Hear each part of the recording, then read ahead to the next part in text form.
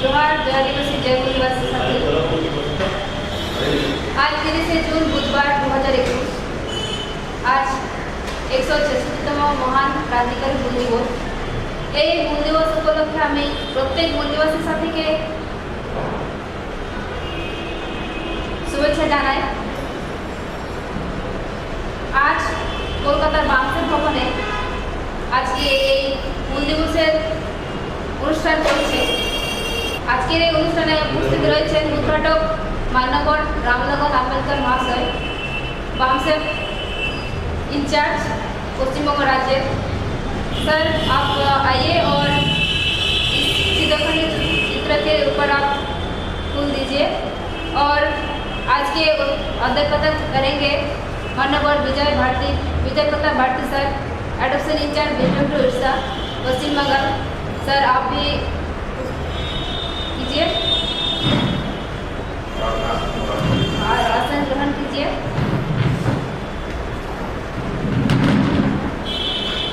साथ ही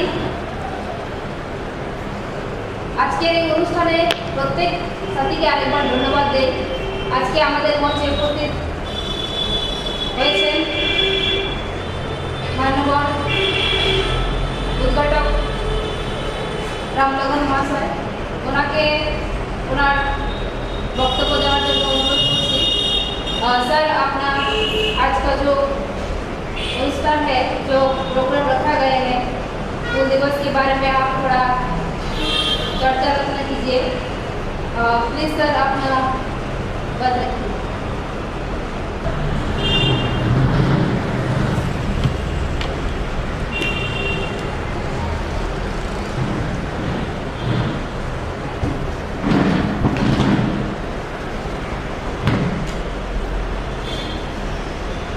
साथियों,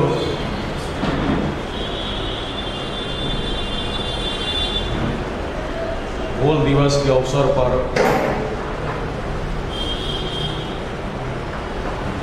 यहाँ उपस्थित सभी साथीगण मूल निवासी समाज को हुल दिवस के अवसर पर हार्दिक अभिनंदन एवं जय जोहार जय मूल निवासी। आज हम लोग हुल दिवस मना रहे हैं और बहुत सारे लोगों को भी हुल दिवस जो आदिवासी है या जो नॉन आदिवासी है,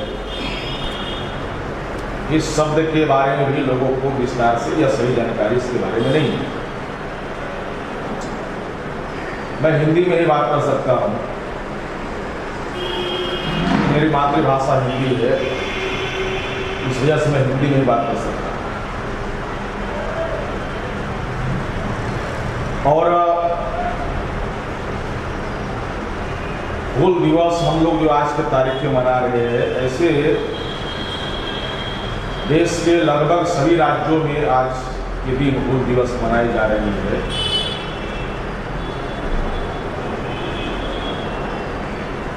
हम लोग हुल दिवस क्यों मनाते हैं या क्यों मनाना चाहिए, ये जानना ये समझना ज़्यादा महत्वपूर्ण है।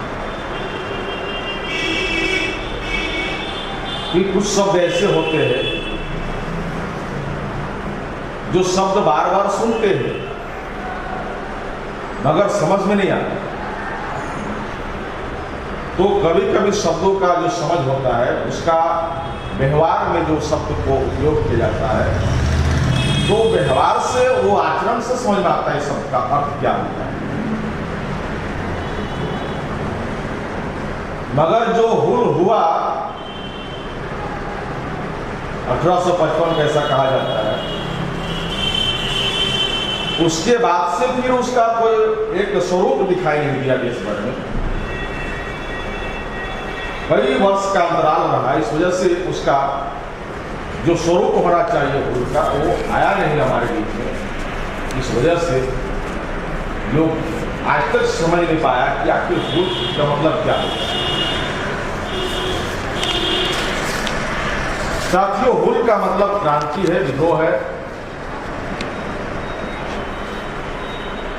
अगर क्रांति और विद्रोह अगर हुल का मतलब होता है तो हमारे पूर्वज, हमारे पुरखों ने सिद्धू कानू के द्वारा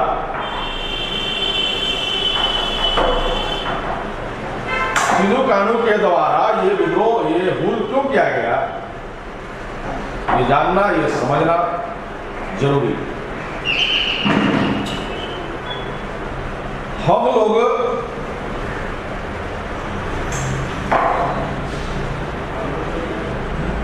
जिस महापुरुष का हम लोग आज हुल दिवस मना रहे हैं,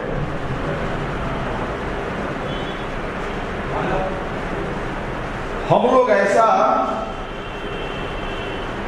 केवल मनाने का ही कार्यक्रम नहीं कर रहे हैं, बल्कि हम लोग उस हुल को हम लोग आगे बढ़ाने का भी काम लगातार हम लोग कर रहे हैं।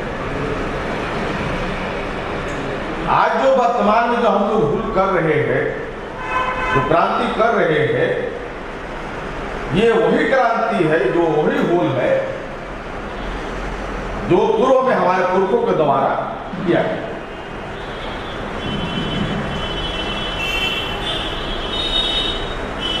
तो ये जो हुल है, ये क्रांति है, ये हर राज्य में हमारे पूर्वजों ने, हमारे पुरखों ने दुश्मनों के साथ में संघर्ष किया, हुल किया, क्रांति किया, विद्रोह किया।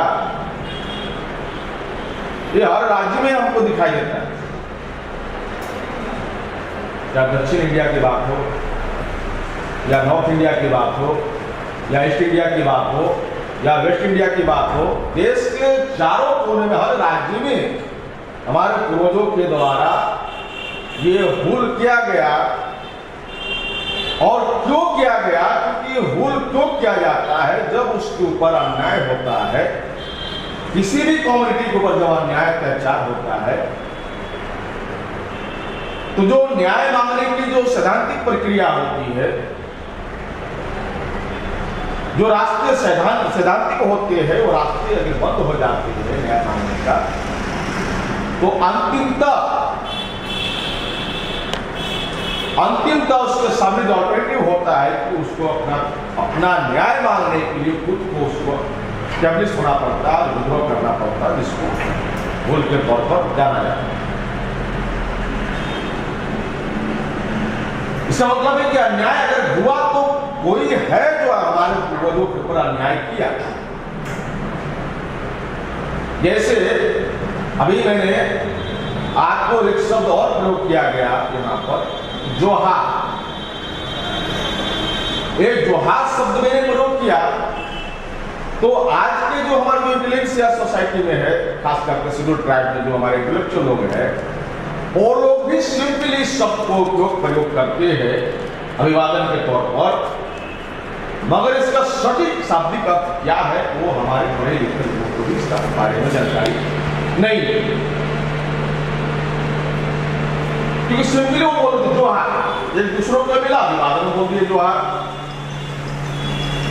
मगर इसका जो शब्द, जो वास्तविक जो शब्द इसका मीनिंग निकलता है, इसको अगर संदर्भित किया जाए, जो जोड़ हार, जो प्लस हार, इसका जो हार, इसका मीनिंग निकलता है संदर्भित के द्वारा कि जो हारे हुए लोग हैं, जो हारे हुए लोग हैं, कौन लोग हारे हुए लोग हैं? तो हमारे पूर्वज हारे हुए लोग हैं। इसीलिए जब आपस में दूसरे से मिलते हैं तो अभिवादन के तौर पर बोलते हैं जोहार, ताकि हमको ये याद रहे कि हम हारे हुए लोग हैं। दूसरा, अगर हम लोग हारे हुए लोग हैं, इसका मतलब है लड़ाई हुई थी, हुल हुआ था, विद्रोह हुई थी, तभी तो हम हारे हुए हैं।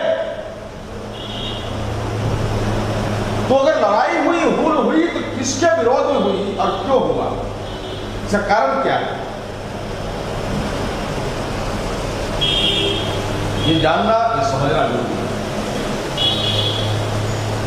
क्योंकि डॉक्टर बाबा साहब अम्बेडकर कहते हैं जो कौम अपना इतिहास को नहीं जानती वो अपना भविष्य निर्माण नहीं कर सकती। ये बहुत फंडामेंटल बात है। ये हम लोग वर्तमान में अपने समाज का भविष्य निर्माण करना चाहते हैं तो हमारे समाज के पूर्व के इतिहास को हमको जानना है कि एक तो लड़ाई हुई और हम हारे में भी है। तो लड़ाई हुई तो किससे लड़ाई हुई? कौन थे वो लोग जो हमारे पूर्वजों के ऊपर अन्याय अत्याचार किया? इस वजह से हमारे पूर्वजों को भूल के तौर पर उसको विद्रोह करना पड़ गया। कौन थे वो लोग? ये जानना नहीं। साथियों, जैसा वर्तमान में भारत सरकार के द्वारा जो इतिहास पढ़ाई जा रही है कि इस देश के अंदर में सबसे पहला विद्रोह यानी भूल क्रांति 1857 को मंगल पांडे के द्वारा किया गया, ऐसा इतिहास बताया गया। 1857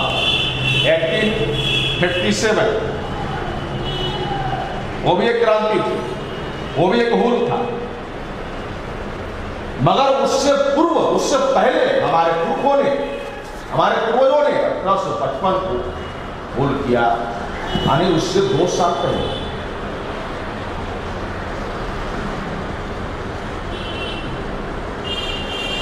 तो क्यों किया? अन्याय अत्याचार के विरोध में किया।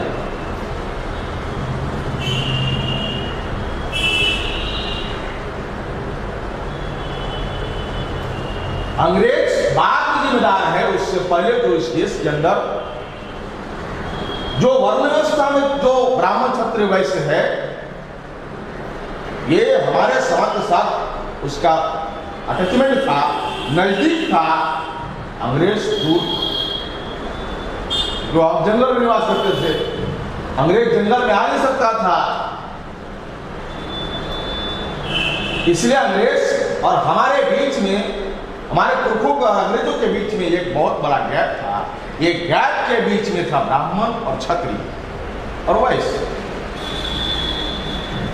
ये ब्राह्मण क्षत्रिय और वैश्य मेडिएटर का काम कर रहा था अंग्रेज और हमारे बीच में। तो वो जो जमीन के ऊपर जो लगान लगाया, जिसको हम लोग शाब्दिक देसी भाषा में बोलते हैं, मनगुजारी बोलते हैं, ये जो लगान लगाया अंग्रेजों के द्वारा, ये मनगुजारी का जो टैक्स हम लोग अदा करते थे, ये अंग्रेज डायरेक्ट कलेक्ट नहीं करते थे, ये ब्राह्मण क्षत्रिय और वैश्य के द्वारा ये कलेक्ट हुआ करता था। इस वजह से हमारे पूर्वजों ने कहा कि हम बहुत ज्यादा कर आपको दे रहे, लगान दे रहे हैं, हमें कृपया माफ किया जाए। क्योंकि अंग्रेज की एक अपनी, उसकी एक अपनी भाषा थी, हमारे पूर्वजों की एक अपनी भाषा थी। तो भाषा का समझ में एक दूसरे को नहीं आ रहा था, इस वजह से भी एक समस्या पैदा हुई। और इसका फायदा, भाषा का फायदा, जो बीच में मिडिल में जो सेंटर में जो मेडिएटर का जो काम कर रहा था ब्राह्मण क्षत्रिय वैश्य, ये लोगों ने अपने स्वार्थ के, अपने फायदे के लिए एक बहुत बड़ा इश्यू बनाया, एक बहुत बड़ा मुद्दा बना दिया अंग्रेज और हमारे पुरखों के बीच में। परिणाम था अन्याय अत्याचार जो हमारे नजदीक थे ब्राह्मण क्षत्रिय वैश्य, इसके द्वारा हो रहा था। जिसको उस समय जो कार्ल मार्क्स एक किताब लिखा है, उस किताब में जो उसने हिस्ट्री का जिक्र किया है, उसमें लिखा कि जो सेठ साहूकार लोग थे, ये लोग ब्याज पर जो पैसा देते थे आदिवासी लोगों का, वो ब्याज उस समय हमारे पुरखे लोग शिक्षित नहीं थे, पढ़े लिखे लोग नहीं होने की वजह से वो दीवार में वो ऐसा लकीर खींचते थे।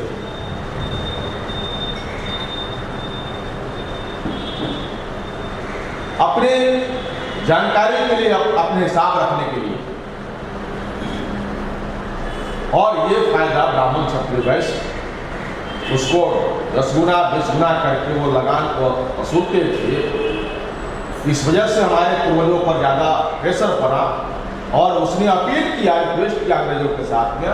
अंग्रेज लोग इस बात को स्वीकार कर रहे थे, मगर इन लोगों को लगा कि अंग्रेज स्वीकार कर रहा है तो ब्राह्मण क्षत्रिय वैश्य को लगा कि फिर हमारा क्या होगा, हमारा फिर क्या होगा।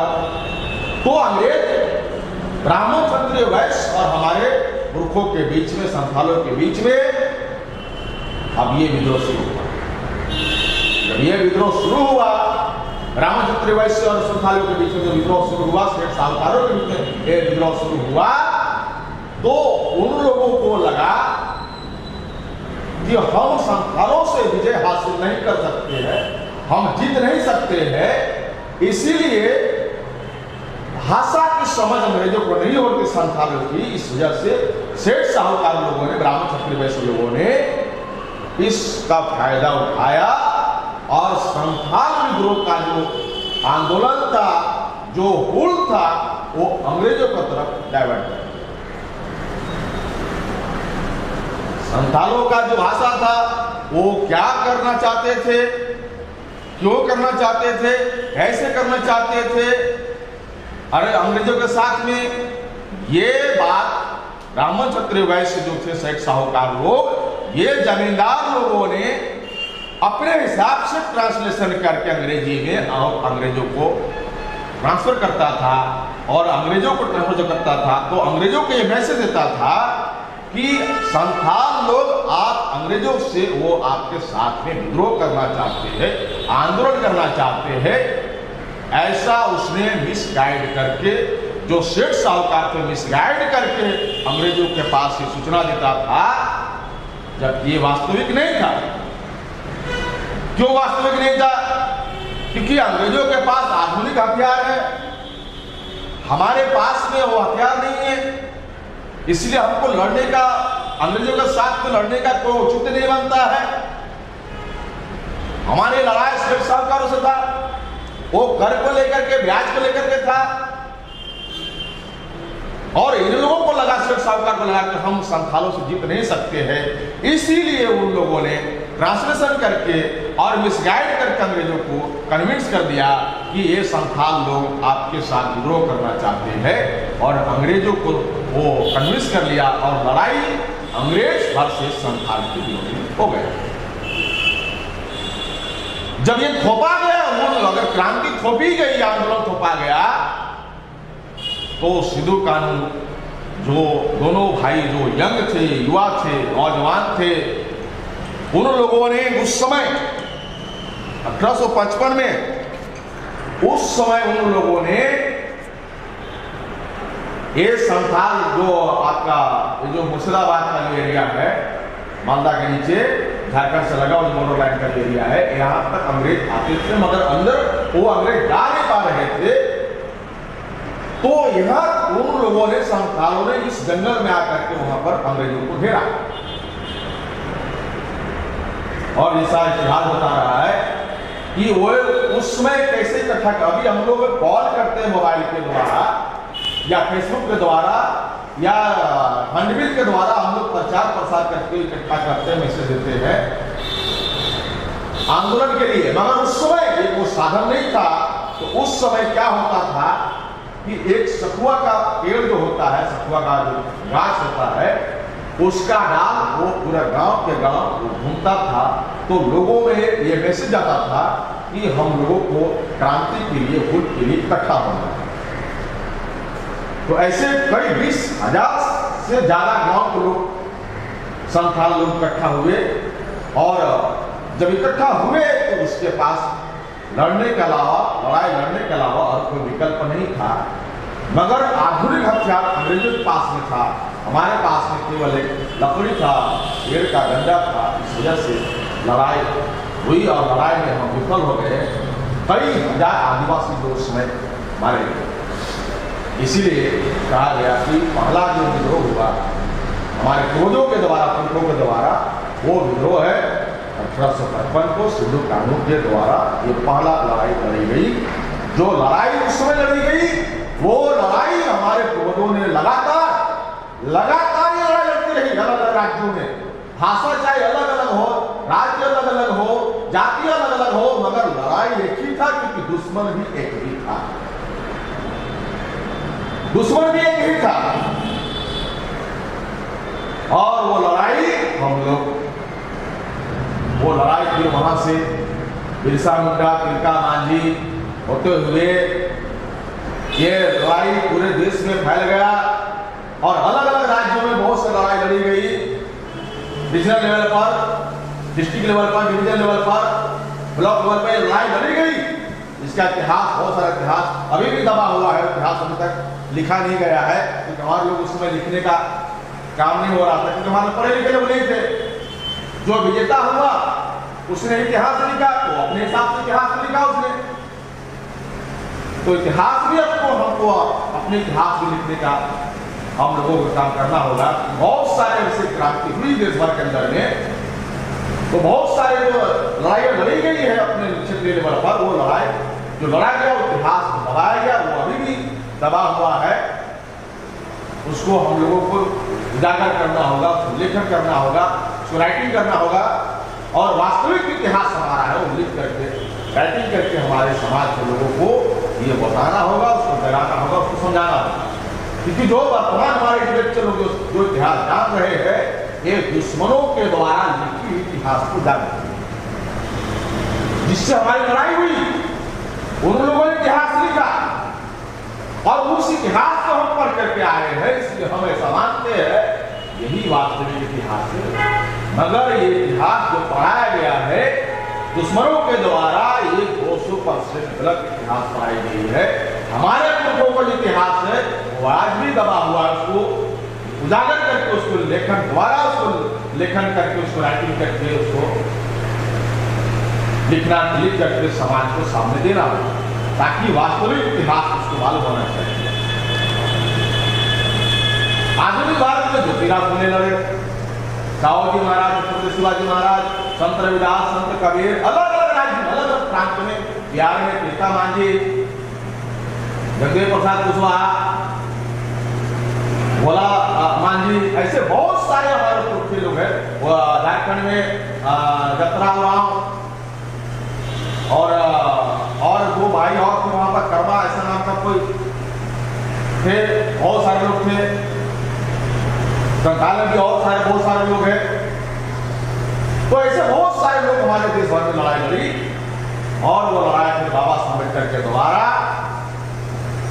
लड़ाई आगे बढ़ी। फिर वो लड़ाई काशीराम जी के द्वारा आगे बढ़ाई गई। अभी वर्तमान में आदरणीय वाजपेयी साहब के नेतृत्व में वही लड़ाई हम लोग आज की तारीख में, जो 1855 को जो भूल किया गया था कानून जी के द्वारा, वो आंदोलन, वो भूल वर्तमान में भी हम लोग आज भी लड़ाई लड़ रहे हैं। क्योंकि 1857 को जो विद्रोह किया गया था ब्राह्मणों के द्वारा, आज मंगल पांडे के द्वारा, उसकी लड़ाई की सफलता 1947 को मिल गया। दुश्मनों की जो लड़ाई थी अंग्रेजों के विरोध में, उसकी सफलता 1947 को मिल गया। 1957 को शुरुआत किया मंगल पांडे के द्वारा, और 1947 को उसका समाप्त हो गया, उनको अपनी सफलता मिल गई। मगर ये लड़ाई 1855 से शुरू किया गया सिविल कानून के द्वारा, ये लड़ाई आज भी हम जारी है, आज भी लड़ाई हम लड़ रहे हैं। साथियों, लड़ाई अन्याय अत्याचार के विरुद्ध में, अपमान का विरुद्ध में है। इसीलिए ये हम लोग आज की तारीख में ये हूल दिवस हम लोग मना रहे हैं। और हूल दिवस पर हमारा मनाना हमारा ऑब्जेक्टिव नहीं है, कोई पर्पज नहीं है, कोई मकसद नहीं है, कोई उद्देश्य नहीं है। हम इसलिए मनाते हैं हूल दिवस ताकि हम आज के दिन, आज के तारीख में हम लोग अपने पुरखों से हिंदू कानून के जो लड़ाई लड़ी प्राचीन काल में, उस लड़ाई को आज हम प्रेरणा ले रहे हैं कि जो लड़ाई आपने उस समय लड़ी थी, वो लड़ाई हम आज लड़ेंगे। ऐसा आज के दिन हम प्रेरणा लेते हैं और अपने आप को कमिटमेंट करते हैं कि ये लड़ाई हम आगे भी, जब तक सफलता नहीं मिलती है, तब तक ये लड़ाई हम लगातार मैदान में लड़ाई लड़ेंगे। और ये लड़ाई की तैयारी है। केवल हूल दिवस मनाने की हमारा कोई इच्छा नहीं है, हमारा कोई मकसद नहीं है। मकसद है जो लड़ाई हमारे पूर्वजों द्वारा लड़ी गई वो लड़ाई आज भी जारी है। सफलता नहीं मिली, जब तक सफलता नहीं मिलेगी लड़ाई जारी रहेगी। मैं इस मौके पर इतना ही बात मैं कहना चाहता हूँ। आप लोगों मेरी बात ध्यानपूर्वक सुना, इसके लिए धन्यवाद। जय मुरलीवास, जय जोहार। উদ্ঘাটক মহাশয়কে অনেক অনেক ধন্যবাদ। তিনি তার মূল্যবান বক্তব্য রাখলেন। এরপরে আমাদের অনেক বক্তারা রয়েছেন। তো এই সময় আমি আমাদের যে প্রধান অতিথি রয়েছেন মাননীয় ইঞ্জিনিয়ার গৌতম সেতুপাল মহাশয়, ভারতীয় যুবা মোর্চার স্টেট প্রেসিডেন্ট, ওনাকে তার মূল্যবান বক্তব্য রাখার জন্য আমন্ত্রণ জানাচ্ছি। স্যার, আপনি আপনার মূল্যবান বক্তব্য রাখবেন।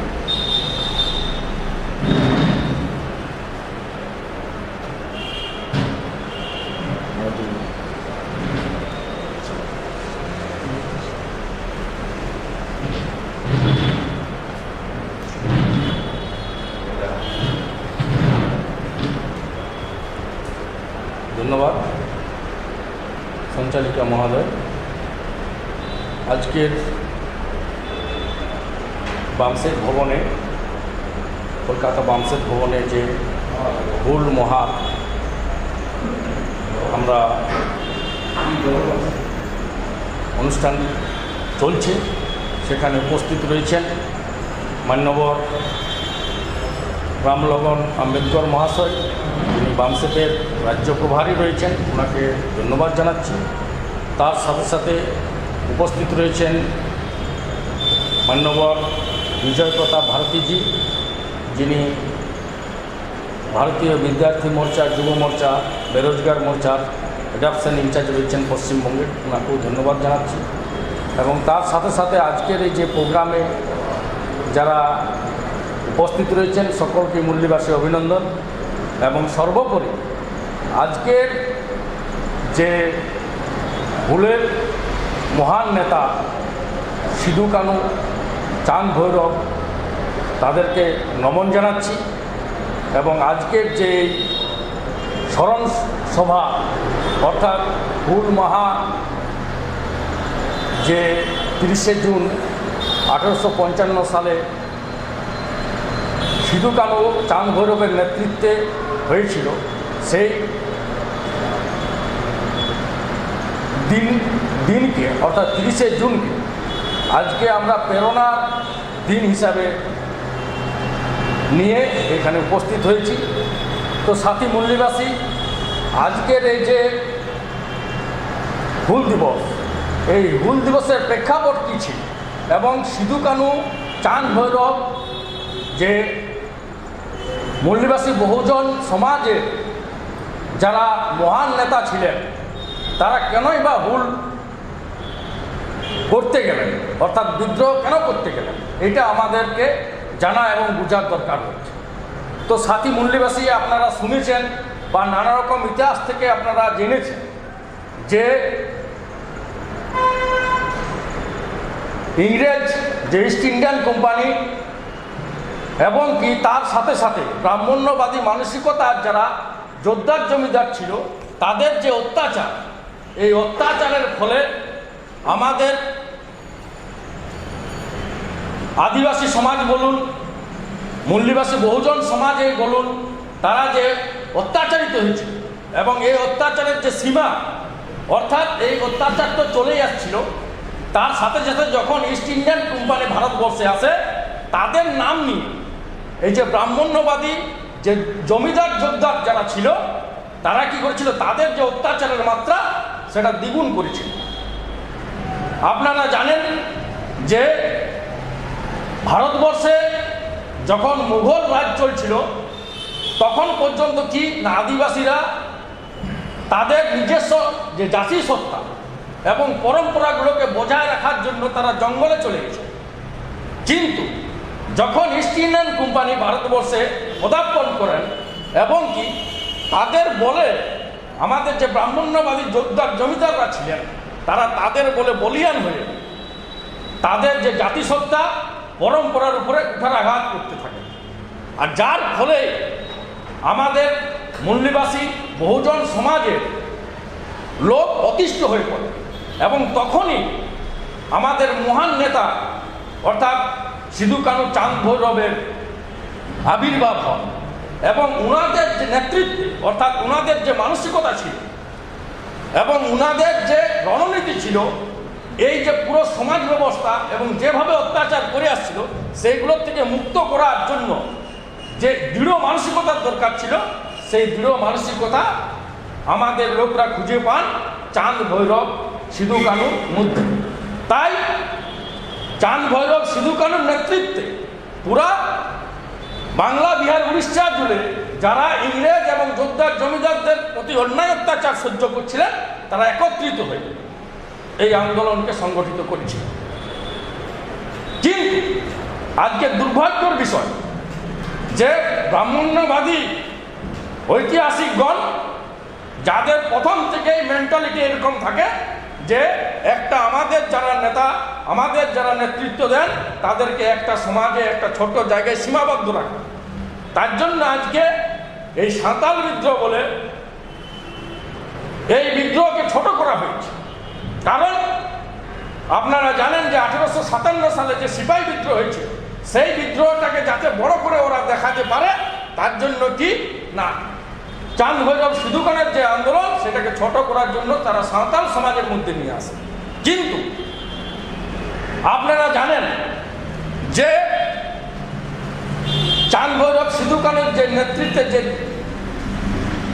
আন্দোলন সংগঠিত হয়েছিল এবং এই আন্দোলন যখন ভগ্নাডির থেকে শুরু হয়ে যখন কলকাতার উদ্দেশ্যে রওনা হয় মার্চ, তখন সেখানে কি হয়েছিল না হাজার হাজার লোক সেই মিছিলে একত্রিত হয়েছে এবং সেখানে শুধুমাত্র যে সাঁওতাল আদিবাসী সমাজের লোক ছিল এরকম নয়, সেখানে আমাদের এসটি, এসসি, ওবিসি, মাইনরিটি মানুষের সবারই পার্টিসিপেট ছিল এবং সিধু কানুর নেতৃত্ব তারা মেনে তারা আজকে সেই সময়ে তারা সিধু কানু, মহান নেতা সিধু কানু চাঁদ ভৈরবের নেতৃত্বে এই আন্দোলনে সামিল হয়েছিল। কিন্তু এই আন্দোলনকে ছোট করার জন্য ব্রাহ্মণ্যবাদী যে ঐতিহাসিকগণ রয়েছেন, তারা সাঁওতাল আদিবাসীর মধ্যে সীমাবদ্ধ রাখার জন্য এটা করেছে। এটা আমাদেরকে বুঝতে হবে। কারণ আমাদের যেমন আজকে আদিবাসী সমাজের যারা ইন্টালেকচুয়াল লোক রয়েছেন, বুদ্ধিজীবী লোক রয়েছেন, তাদেরকেও বোঝার দরকার রয়েছে। কারণ অনেকেই দেখেছি যে আমাদের এই আন্দোলনকে তারা নিজেদের মধ্যে, অর্থাৎ আমাদের এই আন্দোলন ছিল এরকম আমরা শুনতে পাই, কিন্তু বাস্তবে এটা নয়। বাস্তবে যেটা দেখা যাচ্ছে, ইতিহাস যেটা বলছে, সেখানে আমাদের এসসি, এসটি, ওবিসি, মাইনরিটি, মুল্লিবাসী সমাজে সব লোকেরই পার্টিসিপেট ছিল এবং আবার এখানে ইতিহাস বিকৃত করছে যে এই আন্দোলন শুধুমাত্র ইংরেজদের বিরুদ্ধে ছিল। কিন্তু এখানে শুধুমাত্র ইংরেজদের বিরুদ্ধে আন্দোলন ছিল না। মূল যে আন্দোলনটা ছিল সেটা ছিল কি ব্রাহ্মণ্যবাদী মানসিকতার যারা যোদ্ধার জমিদার রয়েছিল তাদের পক্ষে, এবং সেইটাকেই ইংরেজদেরকে জানানোর জন্য মহান নেতা সিধু কানুর নেতৃত্বে মুভমেন্ট শুরু হয়েছিল। যদি এই আন্দোলন শুধুমাত্র ইংরেজদের বিরুদ্ধেই ছিল, তাহলে ইংরেজরা যখন ব্রিটিশ রাজ ভারতবর্ষে প্রতিষ্ঠা হয়, তখন ইংরেজরা বুঝতে পারেন যে এই যে সমাজের মুল্লিবাসী সমাজের যারা লোক রয়েছেন, আদিবাসী সমাজের যারা লোক রয়েছেন, তাদের কি চাহিদা আছে এবং কিসের জন্য তারা আন্দোলন করতে চাইছে। তখন যখন বুঝতে পারেন ইংরেজরা, তার ফলেই এই সিধু কানু চাঁদ ভৈরবের যে আন্দোলন, সেই আন্দোলনের ফসল হিসাবে তারা আমাদেরকে এসপিটি, সিএনটি যে অ্যাক্ট, সেগুলো প্রদান করেছেন। যদি এই আন্দোলন শুধুমাত্র ইংরেজদের বিরুদ্ধে ছিল, তাহলে তাদেরকে এই যে স্পেশাল যে আইনগুলো, সেই আইনগুলো তারা বানাতো না। ওই জন্যে আমরা বলতে পারি যে যেটা একটু আগে রামলগন স্যার বলে গেছেন, যে ইংরেজ এবং আমাদের অর্থাৎ আদিবাসী সমাজের মধ্যে যে গ্যাপটা ছিল, এই গ্যাপে কিছুটা মিসআন্ডারস্ট্যান্ডিং হয়েছিল, ভাষার দিক থেকেও হয়েছিল, এবং কি যোদ্ধার জমিদার যে ব্রাহ্মণ্যবাদী যে যোদ্ধার জমিদারদার ছিল, তাদের যে ষড়যন্ত্র ছিল, সেই জন্যই কি হয়েছিল না ইংরেজ এবং আমাদের আদিবাসীদের মধ্যে একটা মিসআন্ডারস্ট্যান্ডিং হয়েছিল। সেটা পরিষ্কার হয় কারণ এই যে সাঁওতাল পরগনা অ্যাক্ট এবং ছোটনাগপুর যে টেন্ডেন্সিয়াল অ্যাক্ট, এইগুলো থেকে আমরা পরিষ্কার বুঝতে পারব। তো সাথী মুল্লিবাসী, আজকের দিনে এখনো যে মহান নেতা সিধু কানুর যে হুল দিবস, সেই হুল দিবসকে বিকৃতি করতে চলেছে এখনো পর্যন্ত ব্রাহ্মণ্যবাদী শাসক গোষ্ঠী।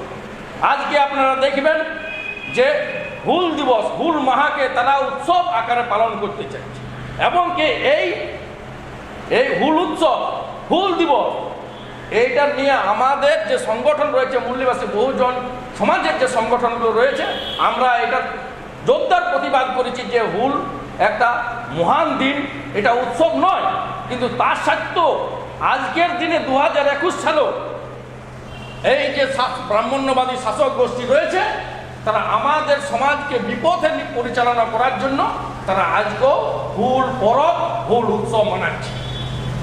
তো আমাদের যারা বুদ্ধিজীবী বর্গ রয়েছে এবং মুল্লিবাসী বহুজন সমাজের প্রতিটি লোককে আজকে বোঝার দরকার রয়েছে যে তারা আজকে এটাকে কিভাবে অপমান করছে এবং সেইটা জোরদার প্রতিবাদ যদি আমরা না করতে পারি, তাহলে যে সিধু কানুর যে ভুল, অর্থাৎ মানুষকে জাগরণ করার জন্য যে আন্দোলন মুভমেন্ট চালিয়েছিলেন, হক অধিকারের জন্য যে আন্দোলন মুভমেন্ট চালিয়েছিলেন, সেটাকে ব্যর্থ বলে আমরা মনে করি। কারণ যদি আমরা একটা ছোট্ট জিনিস, অর্থাৎ হুল দিবসকে হুল উৎসব বলে চালনা করছে ব্রাহ্মণ্যবাদী শাসক গোষ্ঠী, সেইটার যদি প্রতিবাদ না করতে পারি, তাহলে আমাদেরকে হুল দিবস মানানোর কোনো প্রয়োজনীয়তাই আমি মনে করি। কারণ যে আমাদের যারা পূজনীয় ব্যক্তি ছিলেন, আমাদের যারা পথপ্রদর্শক ছিলেন, তাদের পথে আমরা পরিচালিত হয়ে যদি সামান্য এইটুকু প্রতিবাদ যদি আমরা না করতে পারি, অর্থাৎ যে হুল দিবসকে হুল উৎসব মানাচ্ছে, সেটার যদি আমরা জোরদার প্রতিবাদ না করতে পারি, তাহলে আমাদের সমাজে এটার থেকে বেশি লজ্জার কিছু হতে পারে না। তাই সাথী মুল্লিবাসী, আমরা আজকের দিনে অর্থাৎ 30শে জুন যে হুল মাহার থেকে আমরা শপথ নেব এবং কি গ্রামে গ্রামে যে পাড়ায় পাড়ায় মহল্লায় মহল্লায় যে পরে হুল দিবসের যে গুরুত্ব এবং এইটাকে ব্রাহ্মণ্যবাদী শাসক গোষ্ঠী যেভাবে বিকৃতি করে তুলেছে, এইগুলোর পর্দাফাশ আমাদেরকে করতে হবে। তো সাথী মুল্লিবাসী, আমি আর বিশেষ কিছু না বলে এই বলে, অর্থাৎ এই যে ব্রাহ্মণ্যবাদী শাসক গোষ্ঠীর যে চক্রান্ত চলছে, সেই চক্রান্তর পর্দাফাশ করার জন্য আমরা সমস্ত মুল্লিবাসী বহুজন সমাজের মানুষ একাট্টা হয়ে এটা পুরো প্রতিবাদ করব এবং আমাদের যারা মহান নেতা ছিলেন, মান্যবর মহান নেতা সিধু কানু, চাঁদ ভৈরব, তাদেরকে প্রকৃত শ্রদ্ধা জানানোর জন্য আমাদের মুল্লিবাসী সমাজকে জাগৃতি করে তুলতে হবে এবং ব্রাহ্মণ্যবাদীর যে শাসক গোষ্ঠী রয়েছে তাদের যে ষড়যন্ত্র, সেই ষড়যন্ত্রের পর্দাফাশ করতে হবে। এই বলেই আমার ছোট্ট বক্তব্য আমি এখানে শেষ করছি। জয় ভীম, জয় ভারত, জয় মুল্লিবাসী, জয় জোহার। ধন্যবাদ।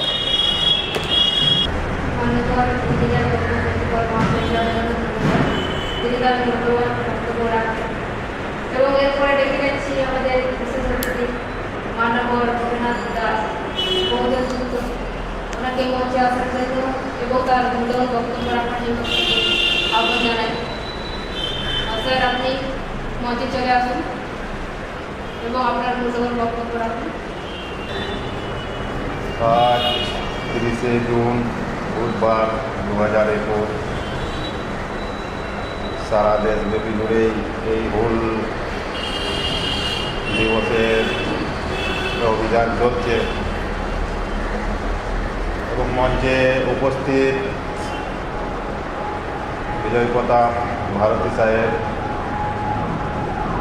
অ্যাডপশন ইনচার্জ বিদ্যার্থী মোর্চা ইন্ডিয়ান রিসার্চ স্কলার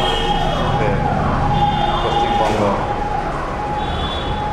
এবং উপস্থিত রয়েছেন আমাদের স্টেট ইনচার্জ রামলোগন আম্বেদকর সাহেব, বামসের ওয়েস্ট বেঙ্গল, এবং সঞ্চালিকা মহোদয়কে আমার আন্তরিক অভিনন্দন। আজ যে 30শে জুন এই যে হুল দিবস, এই হুল দিবসটা একটা আমাদের প্রেরণা নেওয়া হয় বা প্রেরণা পেয়েছি আমরা এই ক্রান্তি যে একটা ভারতবর্ষের বুকে যে বর্তমান যে ব্যবস্থা, যারা আমাদেরকে 85% মূল্যবাসী বহুজন সমাজকে গোলাম বানিয়ে রেখেছে, এই গোলামির বিরুদ্ধে এই আন্দোলন 1855 সালে আমরা যদি দেখি ইতিহাস অধ্যয়ন করে, তো সেইখানেই আমরা বুঝতে পারি সেই আন্দোলনকে অধ্যয়ন করার পর এবং বিশ্লেষণ করার পরে যে আন্দোলনটা আজকে যে আন্দোলন, এই আজকে যারা আমাদেরকে গোলামি বানিয়ে রেখেছে তারা সেই আন্দোলন এই 3.5% মৌলবাদীদের বিরুদ্ধে ওই সময়ে আন্দোলন করেছিল। তো যে আন্দোলনটা চলেছিল এবং সেই আন্দোলনের ফলে ইঞ্জিনিয়ার গৌতম ক্ষেত্রপাল বাবু বললেন এবং আমাদের স্টেট ইনচার্জ রামলগন সাহেবও বললেন, তো যে আন্দোলনটা চলেছিল এবং সেই আন্দোলনে আমাদের শুধু আদিবাসীদের লোক ছিল না বা সাঁওতালরাই ছিল না, সেইখানে আমাদের সমস্ত এসসি এসটি ওবিসি মাইনরিটি লোকরাও অংশগ্রহণ করেছিল। কারণ তারা কেন অংশগ্রহণ করেছিল, যেমন এসসি লোকরা, এসসি সমাজের মানুষরা যেমন যদি দেখা যায় তারা যেমন এই 3.5% মৌলবাদীদের বিরুদ্ধে শোষিত হচ্ছে, মৌলবাদীদের কাছে বঞ্চিত হচ্ছে, অত্যাচারিত হচ্ছে, সেই রকম এসসিরাও তাদের কাছে শোষিত হচ্ছে, বঞ্চিত হচ্ছে, অত্যাচারিত হচ্ছে। ওবিসিরাও যদি দেখা যায় শোষিত হচ্ছে, বঞ্চিত হচ্ছে, এখানে তামাম যারা লোক এবং মাইনরিটিরাও শোষণ হচ্ছে। তো যদি দেখা যায় ভারতবর্ষের ইতিহাসে 85% মূল্যবাসী বহুজন সমাজকে এই শোষক শ্রেণী তাদেরকে অত্যাচারিত এবং বঞ্চিত করছে। সেই জায়গা থেকে যে 1855 সালে যে হুল দিবস যে আন্দোলন বা ক্রান্তি যে চলছিল, সেইখানে সেই জায়গা থেকে এই শোষণ থেকে মুক্তি পাওয়ার জন্য সেই আন্দোলনে ঝাঁকে ঝাঁকে আমাদের সমস্ত সম্প্রদায়ের লোক অংশগ্রহণ করেছিল।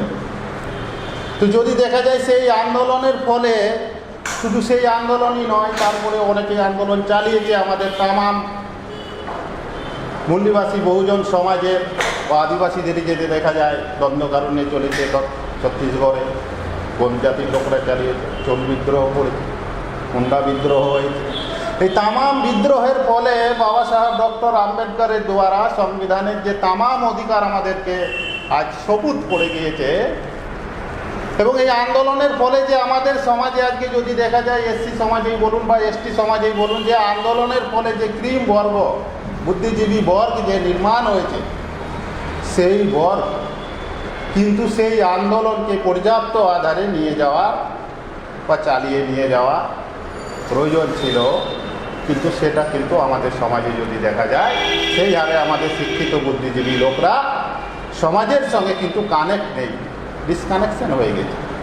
এবং যে অধিকার আমাদেরকে দিয়ে গেছে আমাদের মহাপুরুষের আন্দোলনের ফলে, সেই অধিকারটাকেও কিন্তু আজ যদি দেখা যায় আমরা পর্যাপ্ত আধারে কিন্তু সেই অধিকারটাও আমরা পরিপূরকভাবে পাচ্ছি না। কেন পাচ্ছি না? কারণ যে আমাদের মহাপুরুষের আন্দোলনটা ছিল, কানু সিধু হোক, বিরসা মুন্ডা হোক, বাবা সাহেব আম্বেদকর, এই যে হুল মাহারের যে আন্দোলন, তো সেই আদিবাসীদের মধ্যেও যদি দেখা যায় এখন, তো সেই আন্দোলনটা কিন্তু আদিবাসীদের মধ্যেও এখন নেই। কারণ তারা যে বুদ্ধিজীবী বর্গ নির্মাণ হয়েছে আমাদের আন্দোলনের ফলে, সেই বুদ্ধিজীবী বর্গ সমাজ থেকে ডিসকানেক্টেড হয়ে যায়। এবং সেই জায়গা থেকে আমাদের শিক্ষা নেওয়া দরকার যে আন্দোলন যদি প্রতিনিয়ত যদি চালিয়ে নিয়ে যাওয়া যায়, তাহলে কিন্তু আমরা যে অধিকার আজকে আমরা মহাপুরুষের আন্দোলনের ফলে পেয়েছি, সেই অধিকার একদম রাখা যাচ্ছে না। তার জন্য আমাদের সমাজের প্রতি দিনরাত প্রতিনিয়ত অত্যাচার হচ্ছে, অন্যায় হচ্ছে, আমাদেরকে আতঙ্কবাদী বলে আমাদের জল জঙ্গল জমি থেকে উচ্ছেদ করছে, এবং আমাদের যে সাংবিধানিক কানুন সেই কানুনও পর্যাপ্ত আধারে তারা লাগু করছে না। 5-6 অনুসূচি দ্বারা আজকে আদিবাসীদেরকে বিস্থাপন করছে, জল জঙ্গল জমি থেকে তাদেরকে হাঁটিয়েছে। এবং এই বর্তমান মনুবাদী সরকার উদ্যোগপতি দিকে থেকে সেই জঙ্গল থেকে বিস্থাপন করে তাদেরকে যে জঙ্গলের প্রচুর পরিমাণে যে খনিজ সম্পদ তাদেরকে বিক্রি করে দিচ্ছে এবং আমাদের যে আদিবাসী তাদেরকে নিশ্চয় অসহায় করছে। এবং তারা যখন এর প্রতিবাদ করছে তাদেরকে আতঙ্কবাদী সন্ত্রাসবাদী বলে তাদেরকে এনকাউন্টার করছে, গুলি করে হত্যা করছে এবং গ্রাম টু গ্রাম থেকেও তাদেরকে উচ্ছেদ করছে, সেই জমিকে দখল করে উদ্যোগপতিদিকে দিচ্ছে। তো যদি দেখা যায় আমাদের সেই মহাপুরুষের আন্দোলন যদি আজকে আমরা যদি সকলে ঐক্যবদ্ধ হয়ে একত্রিত হয়ে যদি না চালাই, তাহলে কিন্তু আমরা যদি আলাদা আলাদাভাবে যদি চালাতে চাই, যদি আমরা আদিবাসী বলি 7.5% আছে ভারতে, 7.5% লোক যদি আলাদাভাবে আন্দোলন চালায় তো সম্ভব নয় এই লড়াইয়ে জিতা। শিডিউল কাস্টরা যদি বলে আলাদাভাবে আন্দোলন চালায় সেটা সম্ভব নয়। ওবিসিরা যদি বলে আলাদাভাবে যদি আন্দোলন চালাবো সেটা সম্ভব নয়।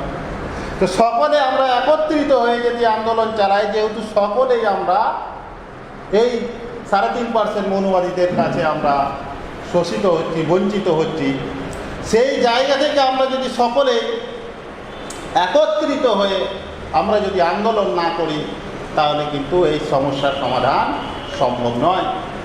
এই আন্দোলন ভারতবর্ষের বুকে চালিয়েছিল বাবা সাহেব আম্বেদকর, চালিয়েছে জ্যোতিরাও ফুলে শুরু করেছিল 1848-এ, যেমন বিরসা মুন্ডা কানু সিধু চালিয়েছিল, বাবা সাহেব চালিয়েছে, কাশিরাম সাহেব চালিয়েছে। তো বর্তমানে ওয়ামান মেসরাম সাহেবের নেতৃত্বে রাষ্ট্রব্যাপী আন্দোলনের তৈরি চলছে। তো আজকে যদি আমরা দেখি ভারতবর্ষের ক্ষেত্রে যে আমাদের মূল্যবাসী মহাপুরুষের যে আন্দোলন ছিল, মূল্যবাসী বহুজন সমাজের যে মহাপুরুষের আন্দোলন ছিল, সেই আন্দোলনকে যদি দেখা যায় পর্যাপ্ত আধারে, তো ভারতবর্ষের বুকে পুনর্জীবিত এই আন্দোলনকে এখন বর্তমানে যদি দেখি আমরা, তো মূল্যবাসী নায়ক ওয়ামান মেসরাম সাহেবের নেতৃত্বে সেই মহাপুরুষের আন্দোলনকে পুনর্জীবিত করছে। এবং এই আন্দোলনকে পুনর্জীবিত করে যে মহাপুরুষের যে অধুরা কাজ, অসম্পূর্ণ কাজ যেটা ছিল, সেই কাজকে সম্পূর্ণ করা মকসদ উদ্দেশ্য নিয়ে চলছি। এবং আমরাও এই আন্দোলনকে মহাপুরুষের অসম্পূর্ণ কাজকে সম্পূর্ণ করার জন্যই প্রতিজ্ঞাবদ্ধ এবং যতদিন বেঁচে থাকবো ততদিন এই সম্পূর্ণ করার জন্য আমরা এই আন্দোলনকে এগিয়ে নিয়ে যাব। এই বলে আমি আমার কথা আমি সমাপ্ত করলাম। জয় মন্দিরবাসী, জয় জোহার। আপনারা আমার কথা ধ্যান দিয়ে শুনলেন, এর জন্য ধন্যবাদ। মাননীয় গোপীনাথ দাস মহাশয়কে অনেক অনেক ধন্যবাদ, তিনি তার মূল্যবান বক্তব্য রাখলেন। এখন বক্তব্য রাখার জন্য মাননীয় আইনমন্ত্রী বেবি মেমরাম মহাশয়কে মঞ্চে ডেকে নিচ্ছি, তিনি তার মূল্যবান বক্তব্য রাখবেন। ম্যাডাম প্লিজ আপনি আপনার মূল্যবান বক্তব্য রাখবেন। জয় মূল্যবাসী, জয় জোহার। আমার আজকে 30শে জুন 2021 সালে আজকে আমাদের হুল দিবস পালন করা হচ্ছে। এই হুল দিবস পালন হচ্ছে আমাদের মহাপুরুষকে স্মরণ করে। এই হুল দিবস আমাদের এখানে আজকে 30শে জুন সিধু কানু এই হুল দিবস যে নেতৃত্ব দিয়েছিলেন, সে আজকে ভারতবাসীকে জানানো দরকার যে হুল জিনিসটা কী। তাহলে আমি প্রথমে আমাদের মহাপুরুষগুলোকে স্মরণ করে তাদের আমি নমন করি। এবং এখানে আমাদের যে বক্তাগণ আছেন বা আমাদের স্টেট ইনচার্জ আমাদের রামনগর স্যার এবং আমাদের বিজয় স্যার, সেই আমাদের যুব মোর্চার প্রেসিডেন্ট, তাকে ধন্যবাদ জানিয়ে এবং কী বল স্বর্ণলতা বেসরাকে আমি আমার ধন্যবাদ জানিয়ে এই প্রোগ্রামে বক্তা দিচ্ছি। তাহলে 30শে জুন আমাদের যে 1855 সালে যে হুল দিবস হয়েছিল, সে কিসের জন্য হয়েছিল, কী কারণে হয়েছিল? হুল দিবসটাকে আজকে বর্তমানে আমরা সবাই পরব বা উৎসব বলে পালন করি, কিন্তু সেই পরব বা উৎসব নয়, সেটা ভয়ঙ্কর একটা দিন। স্মরণীয় দিন, এই ভয়ঙ্কর দিন কাদের বিরুদ্ধে হয়েছিল? সংগ্রাম। এই যে হুলটাকে আমরা আজকে পরব বলছি, পরব কিন্তু নয়, সে সংগ্রাম। কিসের সংগ্রাম? কাদের জন্য সংগ্রাম হয়েছে, কাদের বিরুদ্ধে হয়েছে, কারা করেছিল, সেটা আমাদেরকে তুলে ধরতে হবে। কিন্তু বর্তমান সমাজে এই যে আমাদের উচ্চবর্ণীয় আমাদের সাঁওতাল সমাজকে শুধু সাঁওতাল বলে এই বিদ্রোহ বলে তারা ঘোষণা করেছেন, কিন্তু না, এই সাঁওতালও শুধু করেনি, তারা এখানে এই সাঁওতাল বিদ্রোহ শুধু নয়, এখানে এসটি এসসি ও মাইনরিটি সবাই এখানে অংশগ্রহণ করে। এই অংশগ্রহণ সিধু কানু নেতৃত্ব বা চাঁদ ভৈরব কুলো ছানো এই নেতৃত্ব করেছিলেন বলে তাদেরকে সাঁওতাল বিদ্রোহ বলে ঘোষণা, কিন্তু না, সেখানে এসটিরাও তার যোগদান, এসটি এসসি ওবিসি তারাও যোগদান দিয়েছিল, কিন্তু এখন তারা ছোট্ট করে সাঁওতাল বিদ্রোহ বলে তারা ঘোষণা করে সেটাকে পরব বলে নির্মাণ করে দিয়েছে। এই যে আমাদের হুল বিদ্রোহ যে করেছিলেন, সেটা ইংরেজ আর সাঁওতালের মধ্যে নয়, আদিবাসীর মধ্যে নয়, এটা ছিল অত্যাচার কি বলেন, জমিদার সুদখোর মহাজনের বিরুদ্ধে এইটা ছিল। ইংরেজ, আমরা ছিলাম গুলাম বা গুলাম, আমাদের কিন্তু ইংরেজ আমাদেরকে সরাসরি গোলাম বানিয়ে নি, এই আমাদের আগের থেকে আমরা গোলাম ছিলাম। এই যে সুদখোর আমাদেরকে যে জমির প্রতি যে সুদ খাজনা দেওয়ার আমাদেরকে যে আদায় করার যে ইংরেজ বলেছিল, কিন্তু তারা সুদখোর জমিদাররা বেশি পরিমাণ সুদ নেবার জন্য আমাদেরকে কাছে যেত, বা সেই সুদ দেওয়ার জন্য কিন্তু সেই আমরা না দিয়ে বা আদিবাসীরা না দিতে পেরে বিদ্রোহ করেছিল। সাঁওতালরা, শুধু সাঁওতাল সবাই এই বিদ্রোহ করেছিল। তারা ইংরেজ সরকারকে জানাবার জন্য, তারা নালিশ করবার জন্য তারা এখানে 30,000 মানুষ তার কাছে গিয়ে নালিশটা জানাচ্ছিল, কিন্তু না, আমাদের ভাষা ইংরেজরা জানতো না, সাঁওতাল ভাষা বা আদিবাসী ভাষা জানতো না, আদিবাসীরা ইংরেজের ভাষা জানতো না, এর জন্য তাদের মধ্যে মিসআন্ডারস্ট্যান্ডিং হয়েছিল। কিন্তু সেই ফায়দা উঠিয়েছিল জমিদার যিনি যারা ছিলেন মহাজন সুদকর, তারা এই ফায়দা উঠিয়েছিলেন যে এই আমরা যদি এই ইংরেজের কাছে বা আমাদের সরকার বল্লারের কাছে যদি এই জিনিসটা চলে যায়, তাহলে আমাদের সেই খুব কী বলে খারাপ হবে, বা আমাদেরকে আমরাও শাসন হয়ে যাবে, বা সেই কথাটা সেখানে চলে যাবে যে আমরা সে ষড়যন্ত্র করে। এই জন্য তারা কী বলেছিলেন যে এই বড়লাটকে বা ইংরেজ সরকারকে বলেছিলেন যে আপনাকে মারতে এসেছিলো বা বিদ্রোহ করতে এসেছিলো সংগ্রাম, কিন্তু সেটা সত্য বাস্তবে ছিল না। তারা কিন্তু নালিশ করতে গিয়েছিল যে এত সুদ বা খাজনা নেওয়া হচ্ছে আমাদের কাছে, কিন্তু সেই কথা না ভেবে ইংরেজ কী করে তাদের মধ্যে গুলি চালিয়েছিল। সেই হুল বিদ্রোহের মধ্যে 30,000 থেকে 20,000 শহীদ হয়ে গিয়েছিল আমাদের মূল্যবাসী সাথীরা, বা মহাপুরুষরা। সেইখানে এখনও এই লড়াইটা কিন্তু আজকের লড়াই নয়, এটা হাজার বছরের লড়াই। এখন থেকে আমরা শোষিত বঞ্চিত নয়, আমরা এখনও আজাদ হয়। কী বলে 1947 সালে 15 আগস্ট যে আজাদি হয়েছিল, সেই আজাদি কিন্তু ছুটা মিথ্যে, এই আজাদি নয়। যদি আমরা আজাদ হতাম, তো বর্তমান সমাজে এত অন্যায় অত্যাচার হতো না, এই যে মহিলাদের উপর এত অত্যাচার হতো না। এই মহাপুরুষরা একটি পর একটি হুল বা বিদ্রোহ করে গিয়েছিলেন। কেন? কিসের জন্য? এখনও এই বিদ্রোহ হচ্ছে, এখনও আমরা পীড়িত শোষিত। এই বর্তমানে আগে তার থেকে আমাদের মহাপুরুষ করে গেছিলেন আধুনিক যুগে আমাদের জ্যোতিরাও ফুলে, সাবিত্রীবাই, শাহু মহারাজ, তারপরে এই করেছিলেন আমাদের ডক্টর বি.আর. আম্বেদকর, তারপরে আমাদের করেছিলেন 3 মহাপুরুষ কাশিরাম, দিনাঘানা, খাবারের সাহেব, এরা এই বিদ্রোহ করে গেছেন। তার বর্তমান সমাজে এখনও আমাদের মোহাম্মদ ইসলাম সাহেব এই বিদ্রোহ করেছেন, তাদের সঙ্গে আমরাও যোগদান দিয়েছি, আমরাও সংগ্রাম করে যাব। যতদিন বেঁচে থাকবে এই সংগ্রাম আমরা চালিয়ে যাব, যতক্ষণ না আমরা আজাদি পেয়েছি। এ আজাদি ঝুঁকি হে, দেশ কি জনতা ভুকি হে, এইটা কিন্তু কাশিরাম সাহেব গেছিলেন। এইটা আমাদের কাছে থাকবে, এবং আমি যতদিন বেঁচে থাকবো এই সংগ্রাম আমি চালিয়ে যাব। আর বর্তমানে আমি পাড়ায় গ্রাম দিয়ে জানাবো যে হুল দিবস কিন্তু পরব বা উৎসব নেই, এইটা ছিল আমাদের স্মরণীয় দিন বা আমাদের লড়াইয়ের দিন। যে আজকে তারা পরব বলে বিবেচিত করছে, এটা আমি পাড়ায় যেয়ে তার দিকে জানাবো যে এটা আমাদের সংগ্রামের দিন। এই বলে আমি নিজের বক্তব্য শেষ করছি। জয় জোহার, জয় ভোট।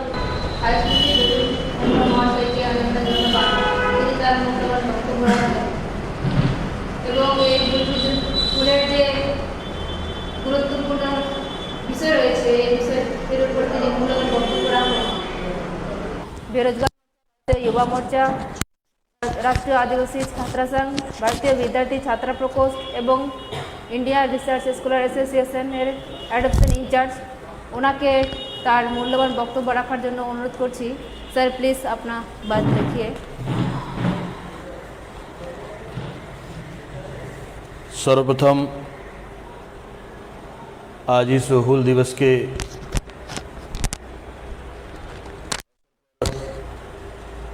सिद्धू कानू, चांद भैरव को अपना नमन अर्पण करते हुए और यहाँ पर मंचासीन और इस सभा में शामिल सभी साथियों को जय जोहार, जय मूल्यवासी। साथियों, आज भारत के अलग अलग राज्यों के अलग अलग ज़िलों में और जो लोग भारत से वर्तमान में विदेशों में भी है, वहाँ पर भी आज ये जो हूल विद्रोह है उसको याद किया जा रहा है, उस पर विचार मंथन किया जा रहा है। उसी क्रम में आज पश्चिम बंगाल में आज ये कार्यक्रम का आयोजन हुआ और आप लोगों ने इस दिवस पर इस कार्यक्रम में सभा की अध्यक्षता करने का अवसर दिया। तो साथियों, आज इस अवसर पर मैं यह बातें बताना चाहता हूँ। हमारे पूर्व के वक्ताओं ने बहुत सारी बातें इस इतिहास के संदर्भ में रखी है। तो साथियों, आज इस अवसर पर मैं बताना चाहता हूँ कि भारत के इतिहास में अगर देखा जाए तो दुनिया की जो सबसे विकसित सभ्यता है और आज तक दुनिया में उससे विकसित सभ्यता का जानकारी नहीं हुआ, वो सिंधु घाटी सभ्यता का विकास भारत में हुआ। और यह जो सिंधु घाटी की सभ्यता है, यह प्रकृति और समानता के सिद्धांत पर आधारित लोकतांत्रिक व्यवस्था थी। तो उस सिंधु घाटी की सभ्यता के विकास करने के 1000 साल बाद भारत में विदेशी आक्रांताओं का आक्रमण हुआ। तो सिंधु घाटी की जो व्यवस्था थी वह समानता पर आधारित व्यवस्था थी और घाटी की सभ्यता में चाहे वो महिला या पुरुष हो, सभी को समान अधिकार थे, यानी आजादी थी, स्वतंत्रता थी। इस व्यवस्था के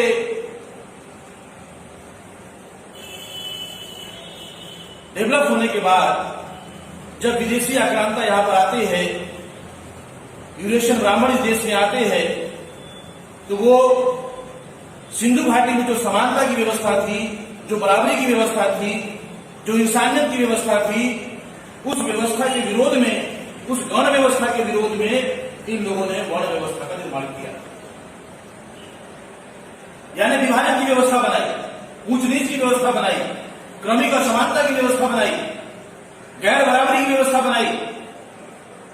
और इस तरह से इस व्यवस्था का निर्माण करने के बाद उन्होंने इस वर्ण व्यवस्था में यूरेशियन आर्य ब्राह्मणों ने खुद को उच्च घोषित किया और अपने से सभी लोगों को नीच घोषित किया, छोटा घोषित किया और मनुस्मृति नाम के विधान का सिद्धांत का निर्माण किया। तो जब इन लोगों ने मनुस्मृति की व्यवस्था को बनाई तो उस मनुस्मृति की व्यवस्था में इन्होंने जो भारत के मूल रहने वाले लोग थे, भारत के मूल निवासी है, भारत के जो आदिवासी मूल निवासी है, उनको शिक्षा से वंचित किया। गण व्यवस्था में उनको हथियार चलाने का अधिकार था, उनको हथियार चलाने से वंचित किया। गण व्यवस्था के समय वो अपना खुद का व्यापार करते थे, वो व्यापार करने की व्यवस्था से वंचित किया। और वंचित करने के बाद ऐसी व्यवस्था बनाई कि इनका काम केवल जो है इन 3 वर्णों की सेवा करना। तो ये जो व्यवस्था बनी, आक्रमणकारी या ब्राह्मणों ने जो बनाई, उस व्यवस्था के विरोध में समय समय पर बहुजन महापुरुषों ने आंदोलन किया। क्योंकि भारत का जो इतिहास है, ये जो भारत की मिट्टी है, इस मिट्टी में मूल निवासी ने जिन्होंने जन्म लिया, उन्होंने कभी भी जुल्म और अत्याचार के खिलाफ घुटने नहीं दिए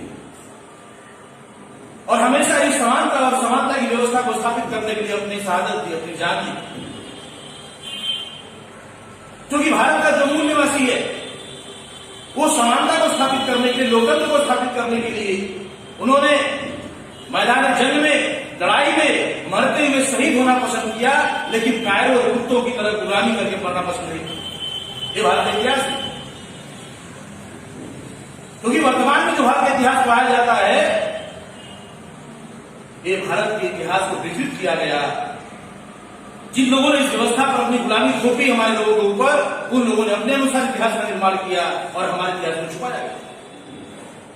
क्योंकि जब हमारे लोगों को शिक्षा से नहीं वंचित कर दिया गया, तो हमारा इतिहास कौन लिखेगा? तो इस तरीके से जो वर्ण व्यवस्था बनी, उस वर्ण व्यवस्था के विरोध में हमारे लोगों ने आंदोलन चलाया और वह आंदोलन सफल भी हुआ। लेकिन ये दुश्मन की जो प्रकृति है कि ये हमेशा मिसगाइड करने का काम करता है, आंदोलन को डाइवर्ट करने का काम करता है, कंफ्यूज करने का काम करता है। ये जो उसका नेचर है, वो कल भी था और आज भी है। तो इन लोगों ने वर्ण व्यवस्था के विरोध में जब बुद्धा ने क्रांति की, तो उस क्रांति के परिणाम स्वरूप समानता को मानने वाले लोगों ने जब वर्ण व्यवस्था के बारे में उनको जानकारी हुई, तो उन्होंने इस असमानता की व्यवस्था को मानना बंद कर दिया। उसका परिणाम हुआ कि इस देश में तक्षशिला, नालंदा, विक्रमशिला जैसी महान यूनिवर्सिटियों का निर्माण हुआ। दुनिया से लोग पढ़ने के लिए भारत में आते थे और यहां से पढ़कर लोग दुनिया को जाते थे। मौर्य वंश राज्य व्यवस्था का स्थापना हुआ, लेकिन साथियों पुनः साजिश और षड्यंत्र हुआ। दुश्मन ने मौर्य वंश के अंतिम शासक वृद्धि की हत्या की और हत्या करने के बाद जो मनुस्मृति की व्यवस्था थी, उस मनुस्मृति में जो वर्ण व्यवस्था थी, उस वर्ण व्यवस्था को पुनः जाति व्यवस्था में तब्दील किया, जातियां बनाई।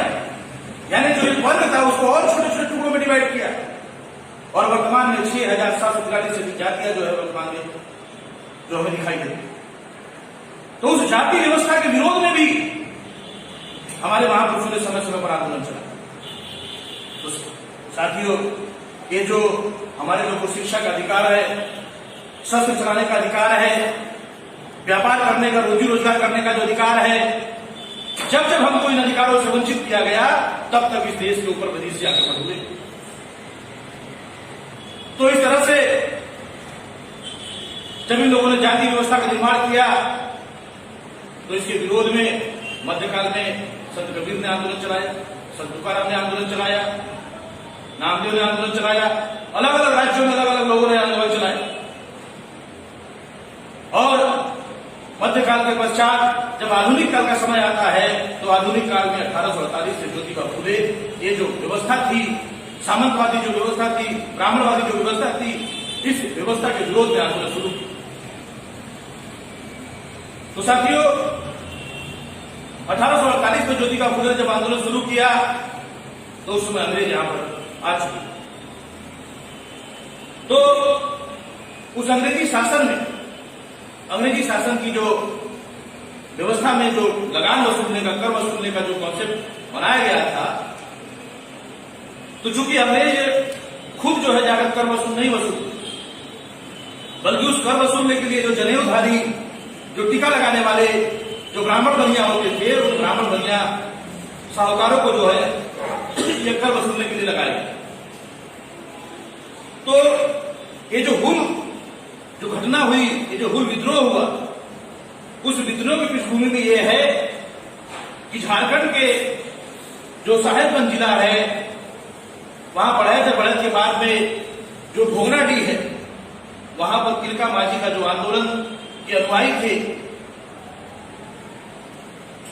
सिद्धू कानू, चांद और भैरव, तो उन लोगों ने ये जो लगान जो वसूला जाता था, तो ये जो ब्राह्मण बनिया क्या करते थे कि जो लगान तय किया गया था, उस लगान से ज्यादा कर वसूलते थे और आदिवासियों पर जुल्म अत्याचार भी करते थे। यहां तक कि उनके घरों में जो खजाने होते थे, जो मुर्गियां पालते थे, उसको भी जबरदस्ती उठा ले जाते थे। और यहां तक इतिहास मिलता है कि उनके घरों में यदि कोई सुंदर लड़की होती थी तो वो लड़कियों को भी जबरदस्ती उठा ले जाते थे। तो ये जो जुल्म अत्याचार जो उनके ऊपर हो रहे थे, इस जुल्म अत्याचार जो आदिवासी मूल निवासी आदिवासी समाज है उसको देख रहा था, सहन कर रहा था। तो इस जो जुल्म अत्याचार के विरोध में एक बात और उस समय दिखाई देती है कि व्यवसाय जो हो रहे थे, तो व्यवसाय में जो ये ब्राह्मण बनिया जो साहूकार थे, जमींदार थे, इन लोगों ने सामान को खरीदने और बेचने के लिए 2 बाट बनाए थे। उसका नाम था केनाराम और बेचा। तो वो क्या करते थे कि जब कोई आदिवासी से कोई सामान खरीदना होता था तो वो बड़े बटखरे का इस्तेमाल करते थे, और जब कोई आदिवासी को सामान देना होता था तो वो छोटे बटखरे का इस्तेमाल करते थे। यानी इस तरीके से व्यवसाय में भी चोरी, धोखाधड़ी, ये जो फ्रॉड हो रहा था, ये सारी चीजों से लोग त्रस्त थे। तो इसके विरोध में यहां तक कि जो आदिवासी कोई फसल उगाते थे, अगर वो फसल अच्छी होती थी तो ये जो ब्राह्मण बनिया जमींदार होते थे वो उनके फसल पर जबरदस्ती कब्जा कर लेते थे, और यदि वो उसका विरोध करते थे तो उनको मारते थे, पीटते थे, जुल्म करते थे, अत्याचार करते थे। तो ये सारा जो ब्राह्मणवादी व्यवस्था का जो साजिश का षड्यंत्र था, क्योंकि आदिवासी समाजों को पहले शिक्षा से वंचित कर दिया गया था ब्राह्मणों द्वारा, तो इस वजह से शिक्षा न होने की वजह से वो अंग्रेजों से कम्युनिकेशन नहीं कर सकते थे, बातचीत नहीं हो पाती थी उनकी भाषा में, और मीडिएटर के रूप में ये ब्राह्मण बनिया जो होते थे, जनेऊधारी काम करते थे। तो इस वजह से जो आदिवासी समाज है, उन लोगों ने ये जो जुल्म अत्याचार हो रहे थे इससे तंग आकर उन्होंने एक अलग एरिया जो निर्धारित किया और वो उस एरिया में जाकर रहने लगे। तो उस एरिया में जो उन्होंने नया जगह बनाया, तो आदिवासी संथाल भाषा में, संथाली में एक धर्मी शब्द होता है, उसका मतलब होता है ऐसे लोग जो इंसानियत के अंदर शैतान जिसको बोला जाता है। तो इससे आज ही जाकर, इससे तंग आकर, जो इस व्यवस्था से तंग आकर उन लोगों ने जो है सिद्धू कानू ने, जो लोकतांत्रिक व्यवस्था को मानने वाले महापुरुष थे, उन्होंने इस आंदोलन करने का निर्णय लिया, और जो उसमें जो आदिवासी समाज में उन्होंने जागृति का निर्माण किया, और उन्होंने निर्णय किया कि ये जो जमींदारी है, जो साहूकारी जो व्यवस्था है, जुल्म अत्याचार पर आधारित इस व्यवस्था को खत्म करेंगे। तो खत्म करने के लिए उन्होंने जो जागृति निर्माण किया, तो ये 30 जून की जो घटना है, तो भोगाडीह में जो है, भोगनाडीह जो जगह है, वहां पर बड़े पैमाने पर लोग जो है इकट्ठा हुए, और करीब 30 से 50 हजार लोगों की संख्या रही। तो उन्होंने ये जो जुल्म अत्याचार की व्यवस्था थी, जमींदारी लगान की जो व्यवस्था थी, इसके विरोध में बिगुल फूका, और उन्होंने कलकत्ता की तरफ मार्च ऑन किया। तो मार्च ऑन करते हुए जब वो आगे बढ़ रहे थे, तो बीच में एक पुलिस स्टेशन पड़ा। तो वो जो पुलिस स्टेशन था, उस पुलिस स्टेशन पर कुछ सिपाही थे, और ये यूरेशियन जो ब्राह्मण और बनिया लोग थे। तो इन लोगों ने क्या किया कि वो जो मार्च चल रहा था, तो ये इतिहास रहा है कि जब जब हमारे बहुजन महापुरुषों ने कोई आंदोलन किया, और वो आंदोलन को शांतिपूर्वक लोकतांत्रिक तरीके से अगर चलाना चाहते हैं, तो ये दुश्मन उसमें घुसपैठ करके उस आंदोलन में हिंसा करने की कोशिश करते हैं, हिंसा करने का काम करते हैं। तो उस समय भी ऐसी घटना घटी। इन लोगों ने, जो मार्च करते हुए लोग आ रहे थे, उनके साथ लड़ाई हुई, और वो लड़ाई हिंसा में तब्दील हो गई, और हिंसा में तब्दील होने की वजह से वहां पर जो सिपाही थे, जो ब्राह्मण बनिया जमींदार थे, उनको जो है मारकाट हुआ, और बड़े पैमाने पर यह हिंसा हुई। और उस घटना के बाद से जो ये क्रांति की शुरुआत व विद्रोह हुआ, और ये विद्रोह इतना बड़ा था, और ये विद्रोह बड़े पैमाने पर पूरे एरिया में फैलने लगा, बढ़ने लगा। तो आदिवासी लोग जिस जिस एरिया में रहते थे, यदि उधर वहां पर ये विद्रोह बड़े पैमाने पर बढ़ने लगा, तो ये जो ब्राह्मण है, आक्रमणकारी ब्राह्मण यूरेशियन है, इनको लगा अब ये लड़ाई हम नहीं लड़ सकते हैं।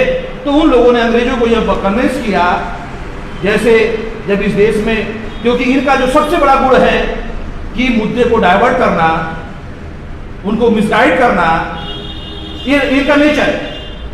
जैसे इस देश में जब ओबीसी के मंडल कमीशन का आंदोलन चल रहा था तो उन्होंने राम मंदिर का मुद्दा खड़ा कर दिया, और राम मंदिर का मुद्दा खड़ा करके ओबीसी के साथ कितना बड़ा धोखेबाजी हुआ, और तथाकथित आजादी के कितने वर्षों बाद भी उनको संख्या के रूप में हिस्सेदारी नहीं मिला।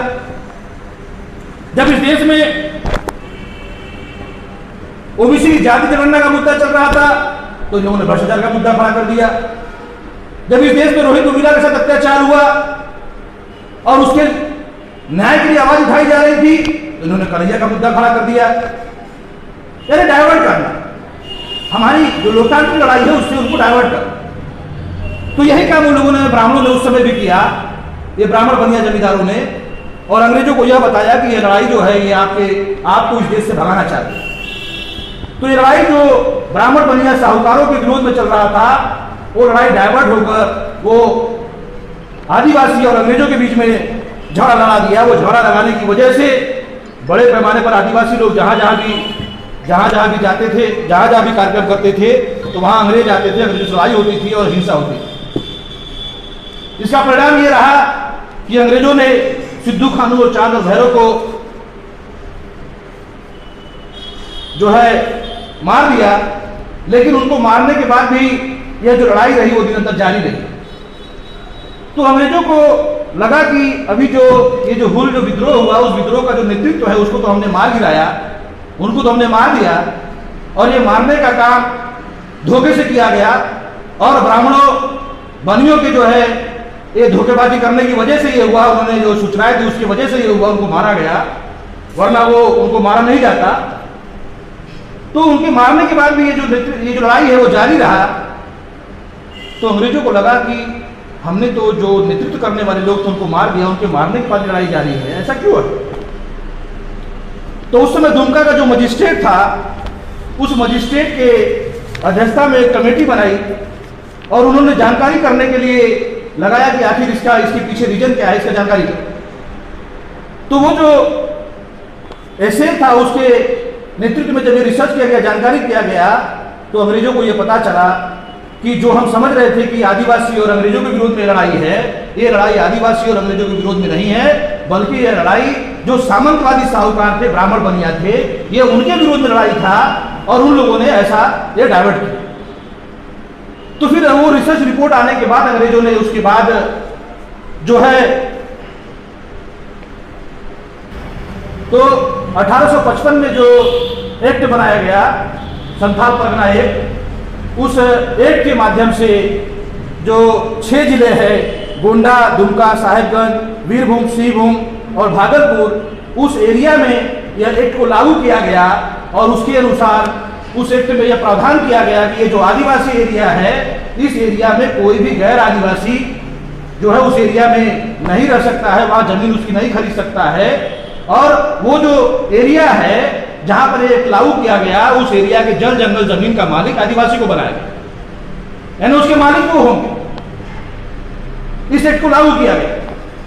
तो इस तरीके से यह जो एक्ट लागू किया गया, जिस कानून के तहत ही वर्तमान में संविधान में जो 5वीं 6वीं अनुसूची है, वो 5वीं 6वीं अनुसूची के अनुसार भी उनको वही अधिकार बहाल है, लेकिन वर्तमान में जो देश की सरकारें हैं, ये सरकारें उन आदिवासियों को उस एरिया से विस्थापित कर रही है। विस्थापित इसलिए कर रहे हैं क्योंकि ये जो ट्राइबल ट्रेड है, जो ट्राइबल के संदर्भ में जो कानून बनाए गए हैं, वो ट्राइबल एरिया होगा तो वो कानून लागू होगा, लेकिन अगर उनको वहां से विस्थापित कर दिया जाए तो वो ट्राइबल का जो कानून है वहां पर लागू नहीं होता। इस तरीके से झारखंड में उस समय जो पॉपुलेशन 84% थी, वर्तमान में उनको वहां से विस्थापित करने की वजह से आज वो केवल 24% है। तो साथियों, ये जो क्रांति, ये जो आज का जो दिवस है, इस अवसर पर आपको संकल्प लेने की आवश्यकता है कि जो क्रांति सिद्धू कानू ने शुरू की, जो क्रांति बिरसा मुंडा ने शुरू की, जो क्रांति तिलका मांझी ने शुरू की, उसकी प्रासंगिकता खत्म नहीं हुई, बल्कि उसकी प्रासंगिकता और बढ़ी है। और क्यों बढ़ी है? क्योंकि जब इस देश में अंग्रेज चले गए तो अंग्रेजों के जाने के बाद इस देश की व्यवस्था पर ब्राह्मणों ने राज स्थापित किया।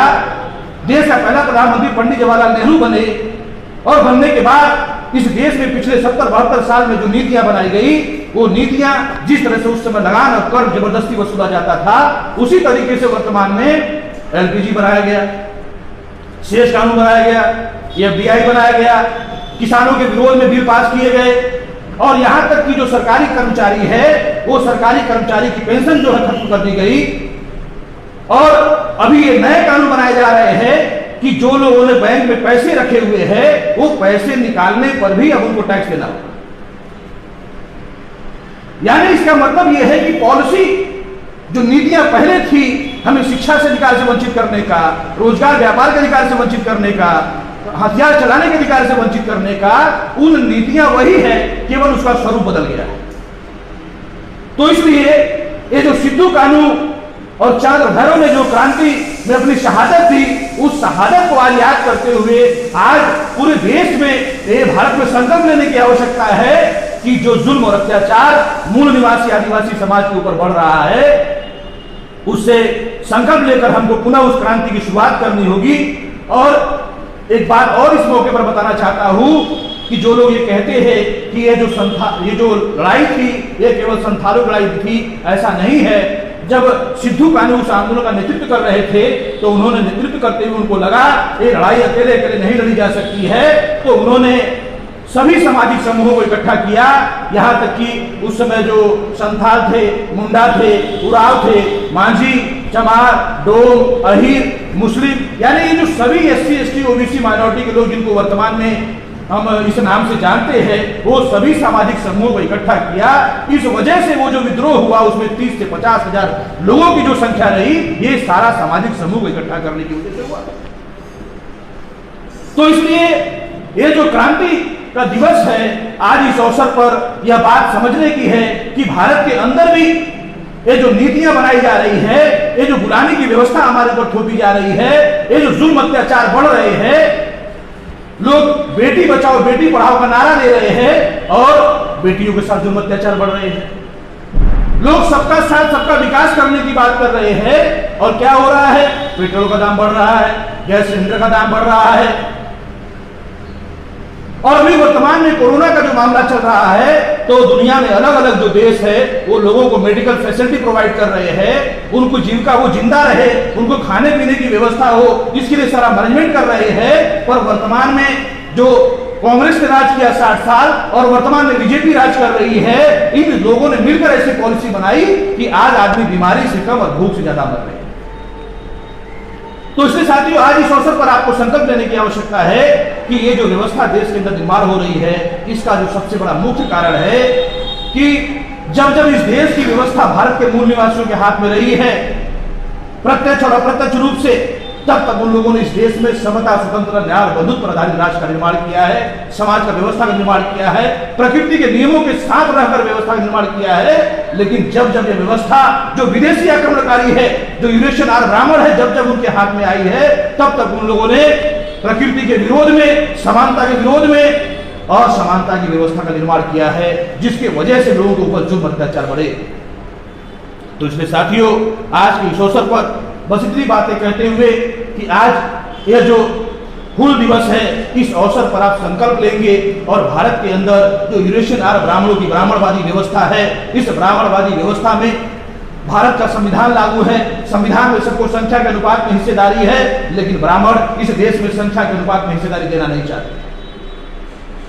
तो लोकतंत्र का जो प्राण तत्व, डॉक्टर अम्बेडकर कहते थे कि लोकतंत्र का जो प्राण तत्व है वो प्रतिनिधित्व है, रिप्रेजेंटेशन, और ब्राह्मण रिप्रेजेंटेशन नहीं देना चाहते। और यहां तक कि भारत में ब्राह्मणों ने कांग्रेस बनाई, भारत में ब्राह्मणों ने बीजेपी बनाई, भारत में ब्राह्मणों ने कम्युनिस्ट बनाया, CPM CPIM बनाया, लेकिन उन्होंने पार्टियां तो बनाई, लेकिन उस पार्टी में भी संख्या के अनुपात में हिस्सेदारी नहीं देते। क्यों नहीं देते?